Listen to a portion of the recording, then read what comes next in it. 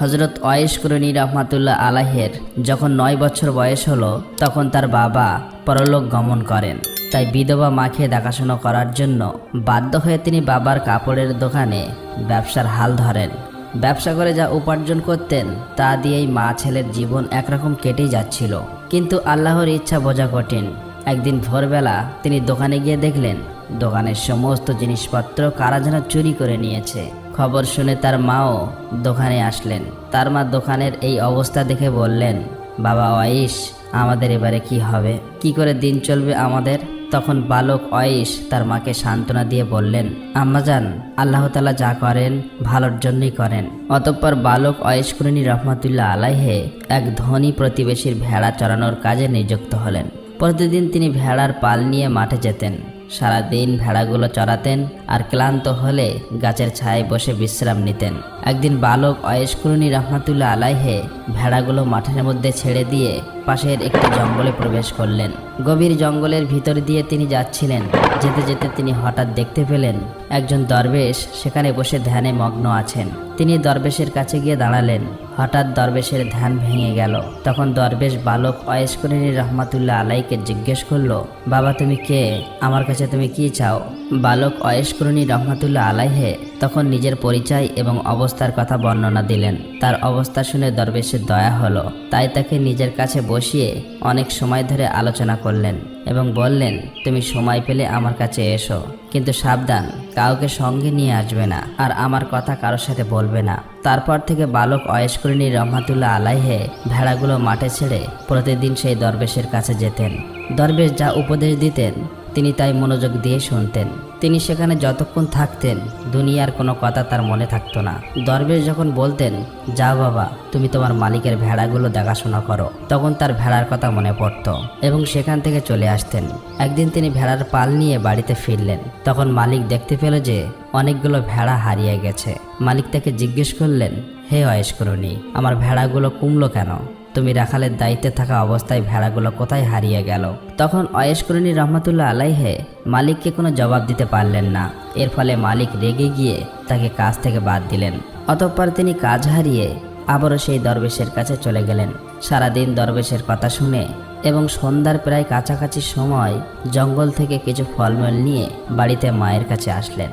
অতঃপর ওয়াইস কুরনি রাহমাতুল্লাহ আলাইহে তরুণ যুবকে পরিণত হলেন। তখন তিনি বাড়িটা বিক্রি করে মাকে নিয়ে দূর জঙ্গলে চলে গেলেন। সেখানে একটা ছোট্ট ঘর বানিয়ে মা ছেলে নির্জনে সেখানে বসবাস করতে লাগলেন।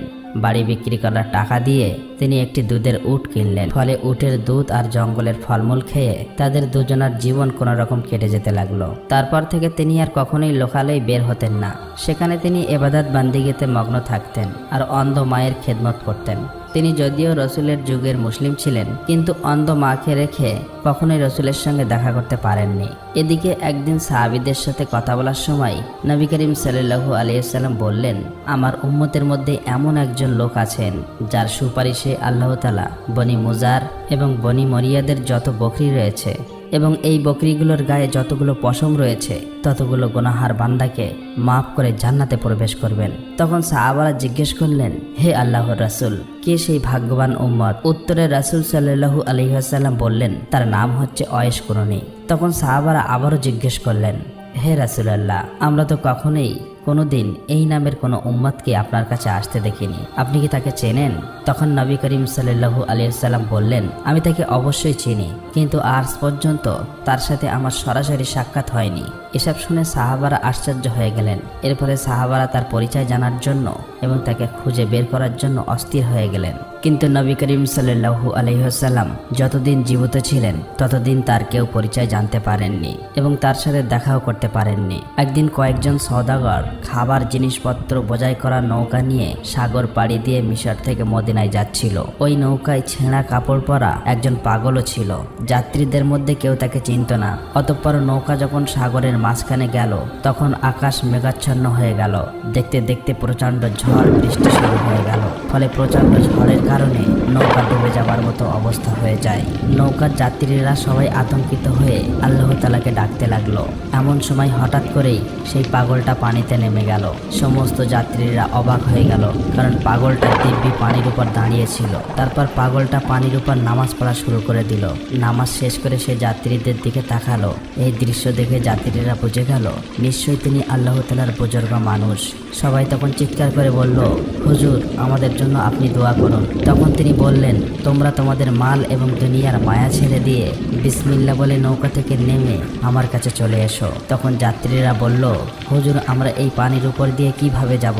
তখন তিনি রেগে গিয়ে বললেন, তোমরা আর দেরি না করে তাড়াতাড়ি নৌকা থেকে নেমে এসো। তখন যাত্রীরা মনে মনে ভাবলো যে এমনিতেই তো আমাদের মরতে হবে, পানিতে নামলেও মরতে হবে, না নামলেও মরতে হবে, তার চেয়ে তার কথা শুনে দেখি কি হয়। এই ভেবে তারা সবাই নৌকা থেকে পানিতে নেমে পড়ল। কিন্তু আশ্চর্যের বিষয়, তাদের মনে হচ্ছিল তারা যেন মাটিতে দাঁড়িয়ে আছে, কেউ তলিয়ে যাচ্ছিল না। ফলে তারা হেঁটে হেঁটে পানির উপর দিয়ে তার কাছে গিয়ে দাঁড়ালো।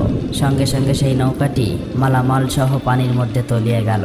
তখন বুজুর্গ সবাইকে উদ্দেশ্য করে বললেন, তোমরা সবাই টাকা পয়সা এবং মালামালের আশা ছেড়ে দিয়েছো বলে জীবনে বেঁচে গেলে। যদি লোভ সামলাতে না পেরে নৌকায় থাকতে তাহলে তোমরা সবাই তলিয়ে যেতে। অতঃপর তারা সবাই পানির উপর দিয়ে হেঁটে হেঁটে সমুদ্রের এক কিনারায় গিয়ে উঠলেন। তখন যাত্রীরা সবাই সেই বুজুর্গকে বললেন, হুজুর, দয়া করে যদি আপনার পরিচয় দিতেন তাহলে আমরা খুশি হতাম। তিনি বললেন, আমার নাম অয়েশ কুরনি, ইয়ামিন প্রদেশের কুরুন নামক গ্রামের বাসিন্দা আমি। তখন যাত্রীরা বলল, হুজুর, মদিনায় দুর্ভিক্ষ দেখা দিয়েছে। এই খবর পেয়ে গরিবদের জন্য খাদ্য খাবার নিয়ে মিশর থেকে মদিনায় যাচ্ছিলাম, কিন্তু সেই খাদ্য খাবার সহ সমস্ত মালামাল সমুদ্রে ডুবে গেল। এখন আমরা এই গরিবদের জন্য কি খাবার দেব? তখন ওয়াইস কুরনি রহমাতুল্লাহ আলাইহি বললেন, নৌকার মালপত্র এবং সমস্ত খাদ্য খাবার যদি তোমরা ফিরে পাও তাহলে কি সত্যিই তোমরা মদিনায় গিয়ে ওগুলো গরিবদের দেবে? তখন তারা বলল, জি হুজুর, গরিবদের সাহায্য করার জন্যই তো আমরা মিশর থেকে আসলাম। তখন ওয়াইস কুরনি রহমাতুল্লাহ আলাইহি 2 রাকাত নামাজ পড়ে মোনাজাত করে আল্লাহর কাছে কি যেন বললেন। অতঃপর ওয়াইস কুরনি রহমাতুল্লাহ আলাইহি তাদেরকে বললেন, ওই যে দেখো তোমাদের নৌকা, খাদ্য খাবার সমস্ত মালামাল সহ সমুদ্রে ভেসে রয়েছে, তোমরা যাও, নৌকা নিয়ে তাড়াতাড়ি মদিনায় চলে যাও। তারা অবাক হয়ে তাকিয়ে দেখলো সত্যি সত্যি মালভর্তি নৌকাটি সমুদ্রের তীরে ভেসে রয়েছে। অতঃপর তারা ওয়াইস কুরনির দিকে ফিরে তাকালো, কিন্তু সেই বুজুর্গ ওয়াইস কুরনি আর সেখানে ছিলেন না। চোখের পলকের মুহূর্তের মধ্যেই তিনি কোথায় যেন অদৃশ্য হয়ে গেলেন। অতএব হযরত ওমর রাদিয়াল্লাহু তাআলা আনহুর খেলাফতের সময় হযরত ওমর ফারুক রাদিয়াল্লাহু তাআলা আনহু এবং হযরত আলী রাদিয়াল্লাহু তাআলা আনহু একদিন কুফা নগরীতে এলেন। হযরত ওমর কুফার একটি মসজিদে উপস্থিত হয়ে মুসল্লিদের উদ্দেশ্য করে বললেন, হে কুফা নগরীর অধিবাসীরা, আপনাদের মধ্যে কেউ কি ওয়াইস কুরনিকে চেনেন? মুসল্লিদের মধ্যে কয়েকজন উত্তর দিলেন, না হুজুর, আমরা ওয়াইস কুরনি নামে কাউকে চিনি না। তখন হযরত ওমর আবার বললেন, আপনাদের মধ্যে কেউ যদি কোন এলাকার বাসিন্দা থাকেন দয়া করে উঠে দাঁড়ান। তখন একজন উঠে দাঁড়ালো। হযরত ওমর তাকে জিজ্ঞেস করলো, আপনি কি ওয়াইস কুরনিকে চেনেন? লোকটি তখন বলল, হুজুর, আমি ওয়াইস কুরনি নামে যাকে চিনি সে তো একজন পাগল, সে জঙ্গলে থাকে, জঙ্গলের মধ্যে উট চড়িয়ে বেড়ায়, অত্যন্ত আজব মানুষ তিনি। লোকেরা যখন হাসে তখন তিনি কাঁদে, আর লোকেরা যখন কাঁদে তখন তিনি হাসে। এই কথা শুনে হযরত ওমর ফারুক রাদিয়াল্লাহু তাআলা আনহু এবং হযরত আলী রাদিয়াল্লাহু তাআলা আনহু লোকটাকে সঙ্গে নিয়ে তাকে খোঁজার জন্য বার হলেন। অনেক খোঁজাখুঁজির পর তারা দেখলেন একজন লোক একটি গাছের নিচে দাঁড়িয়ে নামাজ পড়ছেন, পাগলের মতো তার চেহারা। তখন ওমর ফারুক রাদিয়াল্লাহু তাআলা আনহু এবং হযরত আলী রাদিয়াল্লাহু তাআলা আনহু সেই গাছের কাছে গিয়ে চুপচাপ দাঁড়িয়ে রইলেন। অতঃপর হযরত ওয়াইস কুরনি রাহমাতুল্লাহ আলাইহি নামাজ শেষ করে তাদের দিকে ফিরে তাকালেন। তখন হযরত ওমর রাদিয়াল্লাহু তাআলা আনহু প্রথমে তাকে সালাম দিলেন, তিনিও তাদের সালামের জবাব দিলেন।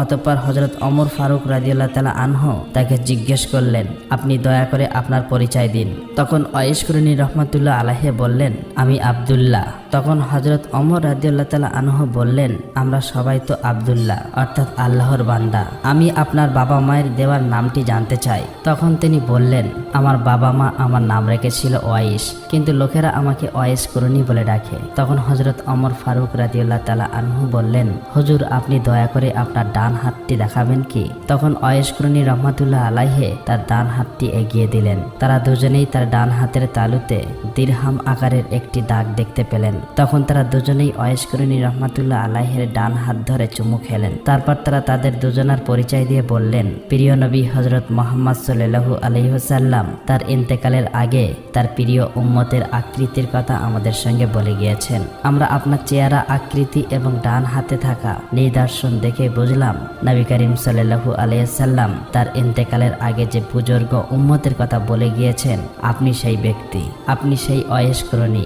হে প্রিয় হযরত মুহাম্মদ সাল্লাল্লাহু আলাইহি ওয়াসাল্লাম স্বয়ং আপনাকে সালাম জানিয়েছেন এবং তার দেহের পবিত্র জুব্বা মোবারক আপনাকে দেওয়ার জন্য আদেশ করেছেন আর বলে গেছেন আপনি যেন তার উম্মতের জন্য দোয়া করেন। তখন ওয়াইস কুরুনি রহমাতুল্লাহ আলাইহি বললেন, দোয়া করার জন্য আপনারাই সবচেয়ে উপযুক্ত ব্যক্তি, কারণ আপনারা আল্লাহ তাআলা এবং স্বয়ং এবং রাসূলের প্রিয় পাত্র। তখন হযরত ওমর রাদিয়াল্লাহু তাআলা আনহু বললেন, আমরা তো নবী করিম সাল্লাল্লাহু আলাইহি সাল্লামের উম্মতের জন্য দোয়া করেই থাকি, তবুও আপনি নবী করিম সাল্লাল্লাহু আলাইহি সাল্লামের অনুরোধ রক্ষা করুন। তখন ওয়াইস কুরুনি বললেন, হে খলিফা ওমর, আপনি হয়তো ভুল করছেন। রাসূল সাল্লাল্লাহু আলাইহি সাল্লাম হয়তো অন্য কোনো ওয়াইস কুরুনির কথা বলছেন, কারণ রাসূলের সাথে আমার কোনোদিন সাক্ষাৎ হয়নি, এমনকি তার পবিত্র দেহের জুম্বা মোবারক মর্যাদা রক্ষা করার আমার কোনো যোগ্যতাই নেই। তখন হযরত ওমর রাদিয়াল্লাহু তাআলা আনহু বললেন, না হুজুর, আমি একটুও ভুল করিনি।